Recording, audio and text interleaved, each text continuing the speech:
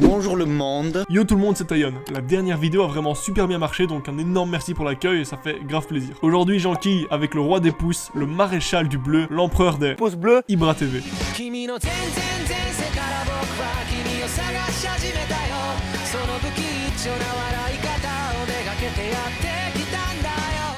Tu penses peut-être savoir déjà pas mal de choses sur lui, mais attends de voir, car cette semaine j'ai enfilé ma combi et je suis allé chercher toutes les petites infos et anciennes vidéos perdues dans les abysses d'internet, juste pour toi. Je suis quasiment sûr que tu savais pas que Ibra allait peut-être avoir un premier rôle dans une série Netflix par exemple. Mais d'abord, je voudrais quand même remercier le sponsor de cette vidéo, car c'est grâce à ces marques qui me font confiance que je peux continuer à faire ce que je fais et toujours augmenter la qualité. Je te présente donc Warobots, un des rares jeux mobiles que j'ai téléchargé sur mon téléphone. Bon, tu me diras pour te le présenter, je suis bien obligé. Nani ?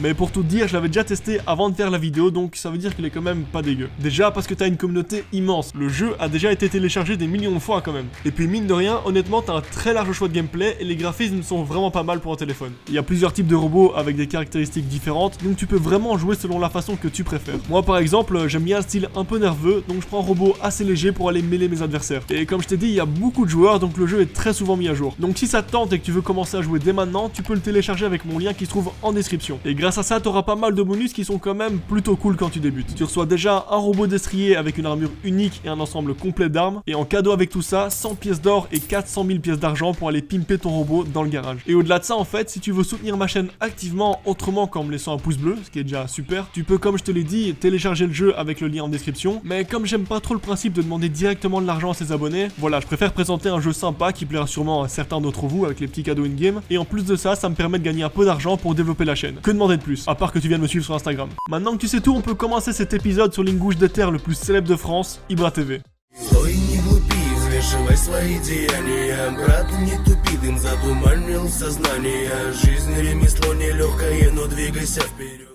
Tout commence le 29 août 1992 dans la République russe d'Ingouchie. C'est quand tu nais dans un pays qui est en perpétuelle guerre depuis sa création et que le président d'un côté tape en tête avec ses ministres pour les punir quand ils font de la merde, que tu comprends très vite que ton avenir ne sera pas rempli d'amour, d'eau fraîche et de top 1 Fortnite. Tu rajoutes à ça un sol rempli de pétrole et de gaz naturel et t'as le combo parfait pour devenir le terrain de jeu préféré de toutes les grosses puissances mondiales.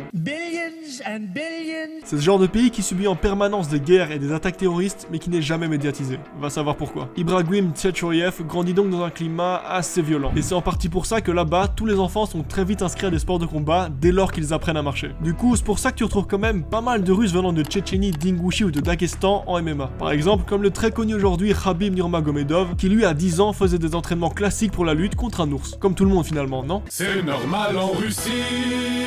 Fils d'un ancien boxeur pro, Ibra est donc tout naturellement inscrit au judo. Il en fait pendant toute son enfance jusqu'au jour où en 2004, 570 miliciens tchétchènes envahirent le pays en attaquant la ville de Nazran. L'attaque fera plus de 80 morts et les tensions dans le pays devinrent alors encore plus tendues que d'habitude. On peut supposer que peut-être Ibra vivait dans cette ville vu qu'il a quitté son pays quasiment au même moment que ces attaques. Mais je peux pas l'assurer. Son père ingénieur est obligé de tout abandonner et de quitter le pays pour mettre en sécurité ses 3 enfants. C'est alors le début d'un long et périlleux voyage qu'attend Ibra et sa famille avec un seul objectif en tête, atteindre la France. Pour ça, il commence d'abord par prendre un train, direction la Pologne. Malheureusement, avant de pouvoir quitter ce pays, ils se font arrêter à la frontière et sont donc obligés de rester sur place un moment. Ibra passera 1 an et demi en Pologne. Il va à l'école là-bas et commence un peu à apprendre la langue en attendant de pouvoir se remettre en route. Aujourd'hui, il ne le parle plus, mais elle comprend toujours bien. Après avoir passé plus de 1 an dans des conditions assez difficiles, ils peuvent enfin reprendre leur voyage vers la France. Finalement, c'est vers ses 14 ans que Ibra pose un premier pied sur le territoire français. Sa famille et lui sont logés dans une chambre d'hôtel fait spécialement pour les immigrés. Ils vivent alors à 5 dans 20 mètres carrés pendant des semaines. Une nouvelle lutte pour la survie commence alors. Malgré son diplôme d'ingénieur, son père ne parlant pas français ne peut pas exercer son métier et est donc obligé de travailler dans le bâtiment. Pour pouvoir manger, Ibra doit alors faire les fins de marché en achetant les produits périmés et se rendre de temps en temps quand il peut au Resto du Cœur, dont il gardera un très bon souvenir d'ailleurs. Ne parlant pas un seul mot de français, il intègre alors une classe préparatoire avant de pouvoir intégrer le collège. Si tu veux, c'est une classe où tous les immigrés qui ne parlent pas le français sont mis ensemble pour pouvoir apprendre la langue. Et ses débuts commencent plutôt mal. Culturellement, il y a un énorme choc pour Ibra. De là où il vient, l'honneur est quelque chose de primordial. C'est vraiment plutôt mourir debout que vivre à genoux si tu veux. T'as pu le voir avec Khabib qui après avoir fumé McGregor est allé mêler tout son clan hors de la cage. Et on parle du clan McGregor, hein, pas de la team à Chelsea. Et ça au risque de perdre son double titre. Donc vraiment pour eux, il y a quasiment rien au-dessus de l'honneur. Pour en revenir à Ibra, lorsque quelqu'un l'insultait ou se moquait de lui, ça partait ni une ni deux en grosse patate. Il y avait pas de oui mais en fait non, je le pensais pas, non. Il y a pas de ça avec Ibra. Du coup, ça lui a quand même créé pas mal de problèmes même à son arrivée en France où quand tu te fais insulter, bah t'insultes en retour et puis bah rien. Eh bande de putes,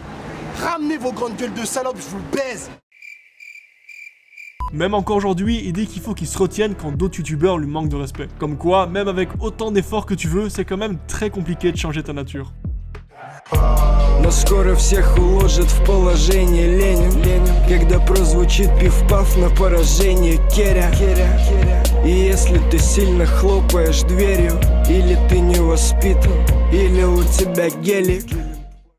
Pendant ses premières années ici, il se fait repérer dans les rues de Leuville dans le 9-1 par un entraîneur de lutte qui lui propose de venir essayer dans son club. Il commence alors ce sport et s'y découvre des qualités hors normes, si bien que son coach essaye de le convaincre de s'entraîner encore plus dur pour pouvoir passer pro. Chose qu'Ibra ne fera pas car à côté de la lutte, il pratiquait aussi le parcours qu'il préférait. D'ailleurs, sa toute première chaîne YouTube y était dédiée exclusivement. Avec 2 de ses potes, il avait même créé une team de freerun, d'où le nom Vaina est tiré du Vainak, la langue parlée en Ingouchi et en Tchétchénie. Et je te parle de ça, on était en 2011, donc il y a 7 ans déjà. On va parler vite fait des gens qui pensent que toutes les vidéos d'Ibra sont fake. En fait, je les comprends un peu car pour nous, c'est trop dangereux ce qu'il fait. Ou bien alors, faudrait être complètement inconscient. Mais le truc en fait, c'est que Ibra, tout ce qui est notion de peur ou de danger, il connaît pas trop. Quand tu sais que le mec va faire ses tractions au calme en haut d'une grue, c'est normal en Russie. Tu comprends facilement qu'aller s'embrouiller avec 2 gens racailles de 60 kg, c'est clairement pas un truc exceptionnel dans sa tête. Donc ce qui paraît un peu irréaliste et complètement fou pour nous, bah c'est presque rien pour lui. Il y a une maladie comme ça, pour les gens qui ont pas la notion du danger. Mais pour Ibra, je pense juste qu'il a une totale confiance en lui et en ce qu'il fait. Mais bref, peut-être il a des vidéos fake, peut-être pas. En tout cas, l'argument de c'est trop, c'est pas possible ne marche juste pas avec cette ingouche d'éther.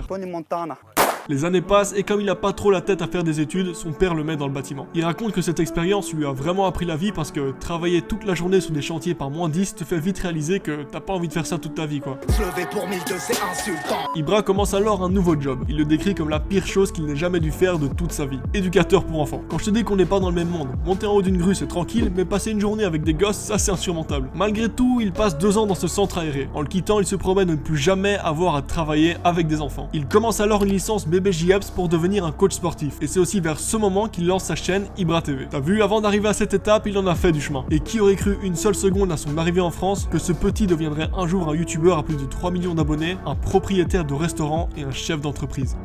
Забайкалье моё, люблю свой дом, люблю свой район.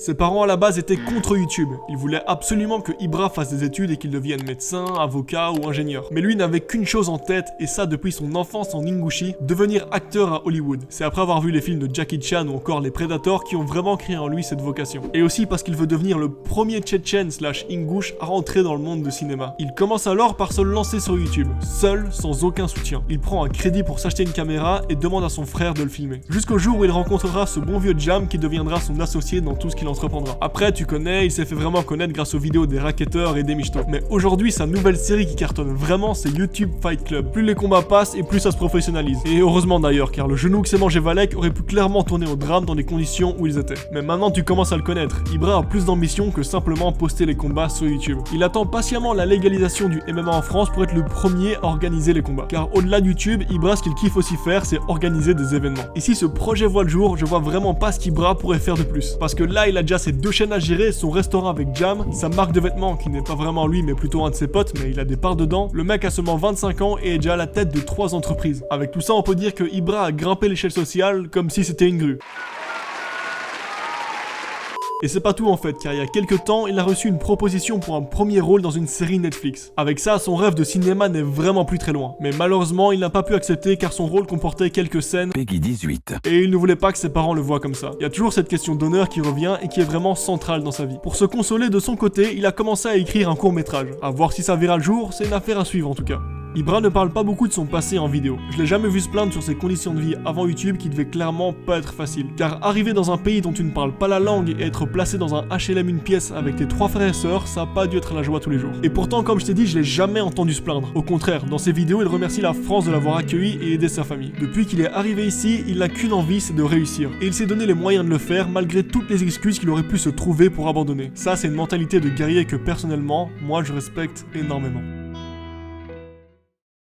Voilà, la vidéo est déjà finie, j'espère qu'elle t'a plu. Grâce à tous vos partages, Thibaut a pu voir ma dernière vidéo et il a même commenté. Donc si on pouvait faire pareil pour que Ibra entende parler de celle-ci, ça serait vraiment super. Donc je compte sur vous pour partager cette vidéo un maximum. N'oublie pas de t'abonner et d'activer la cloche. Si t'as apprécié, tu peux toujours me laisser un pouce bleu et un commentaire et venir me suivre sur mon Instagram TayonOKC. Et un grand merci à Tommy Hart qui a fait le fond que t'as vu durant la vidéo. Moi je te laisse là, c'était Tayon, à la prochaine.